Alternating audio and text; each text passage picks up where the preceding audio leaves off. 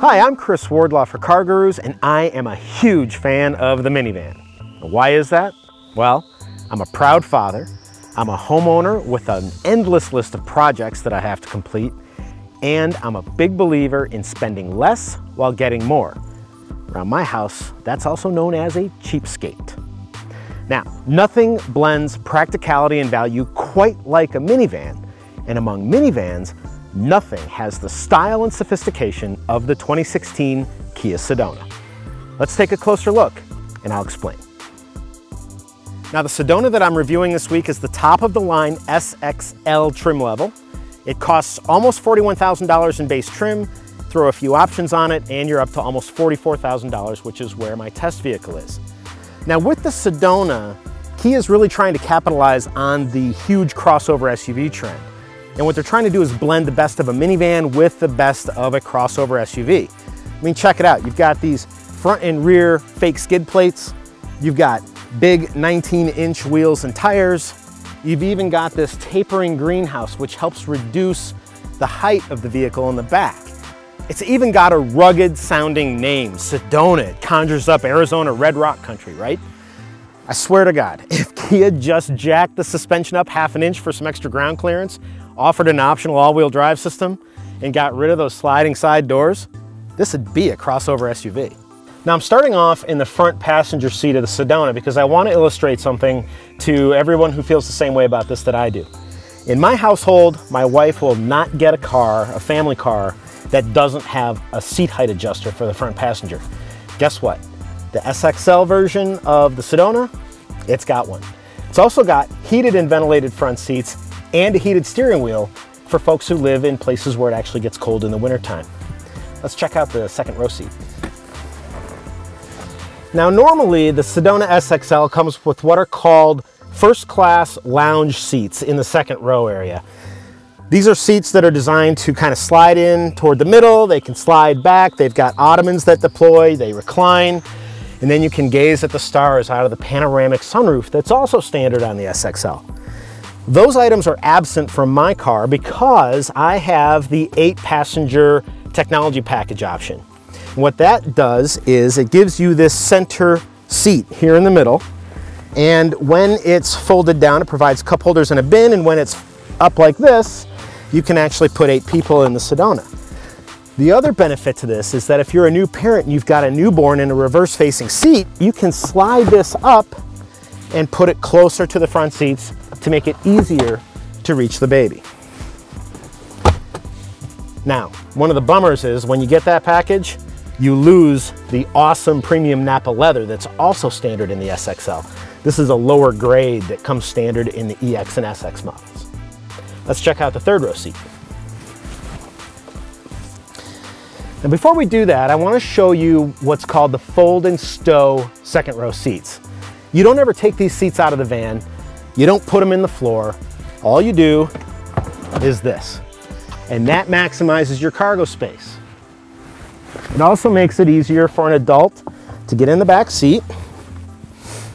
Then once the adult is in the back seat, that chair comes back down. Now, even with this seat all the way back in the track, I've got no problem with leg room. I've got decent thigh space. I wouldn't want to have 3 guys my size back here, but 2's fine. Also, something I want to point out, compared to a crossover SUV, there's 24 inches of distance between the back of my head and that back window. In a lot of crossover SUVs, third row seats, there's only about a foot. Keep that in mind about how close your head is to the back of the car in case somebody who's texting crashes into the back. Now, another feature that the Sedona SXL has is called a smart tailgate. Now, it's not working right now because the key fob didn't go far enough away from the vehicle and then come back.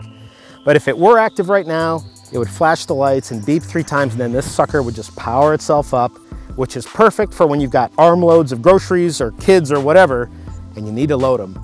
Not the kids, of course, but you need to load other stuff in the cargo area. So right now, we're just gonna pop it open manually.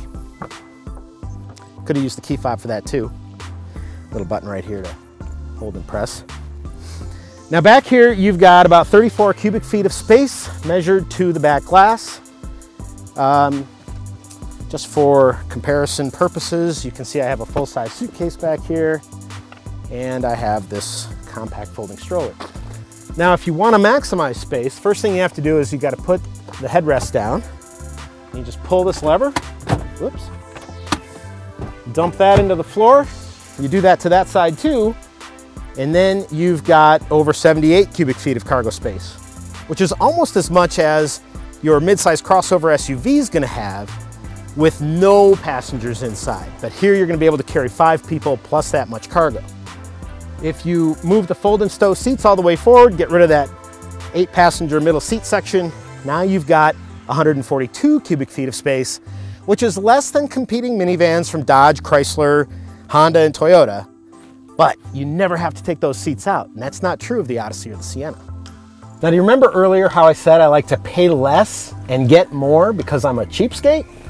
Well, I get that with Kia and its Your Voice or YouVo e-services infotainment system. Basically, what this system does is it provides a whole suite of services absolutely free. Other car companies provide the same types of things, but you typically have to pay a subscription. Here with the Kia, you don't. All you need is a paired smartphone and an app, and you can find your car in a crowded parking lot. If your teenager borrows the Sedona for a night out with his buddies, you can check to see how fast they've been driving, where they've been driving, whether they stayed out too late. And if, God forbid, there's a collision, there's even a feature that will automatically call 911 and get emergency responders to the location just as soon as is possible. That's just one of many reasons why I love Kias in general and the Sedona in particular. So the Sedona uses Kia's 3.3 liter V6 engine, and it's a sweet motor. It makes 276 horsepower. It sounds good when it revs. It's got no shortage of power. And I had no trouble at all with a full load of passengers accelerating up mountain grades or merging onto fast-flowing freeways. The brakes are outstanding. I suffered no fade going down mountain hills with a bunch of people aboard. That's not always the case with minivans or a lot of crossover SUVs, so Kia's done a great job there. And I really like the suspension tuning. It's got a taut, athletic feel when it's just you aboard, but then when you throw a bunch of people inside or you've got a bunch of cargo in here, all the extra weight kind of settles the van down, and it provides a great blend of comfort and stability. It never wallows when it's fully loaded, which is a really nice thing. So if you're shopping for a minivan, you're probably a parent, and if you're a parent, you'll probably do just about anything to protect your kids, wouldn't you? Well, I've got good news for you, because the Sedona is a crash test rock star. It gets a 5-star rating in every single crash test with an impact that is assessed by the federal government, and it also gets the top rating of good in every crash test assessment from the Insurance Institute for Highway Safety. Now, if you get one of the top trim levels like the EX, the SX, or the SXL, you can get a blind spot warning system with rear cross traffic alert.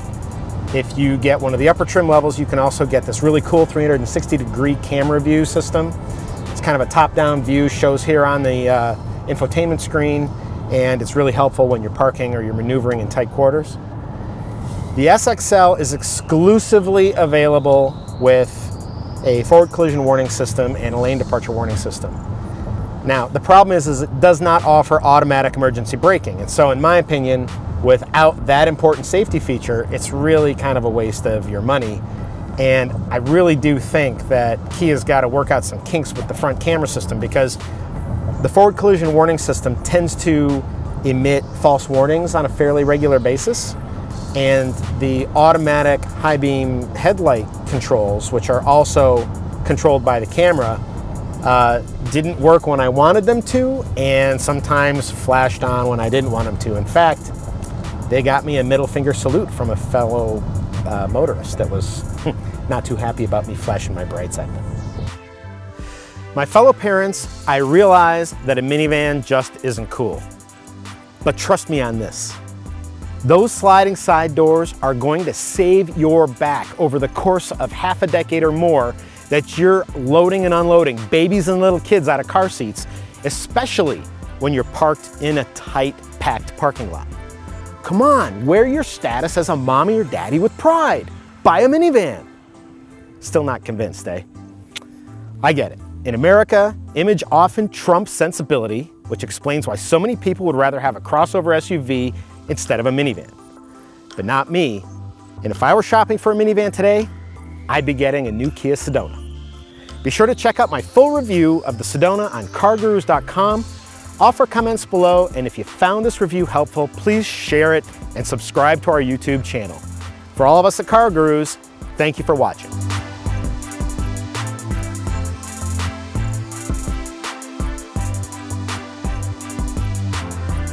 Be sure to check out my full review of the Sedona on CarGurus.com and offer comments below this video if this made a difference to you. And I don't know what the hell that was just saying.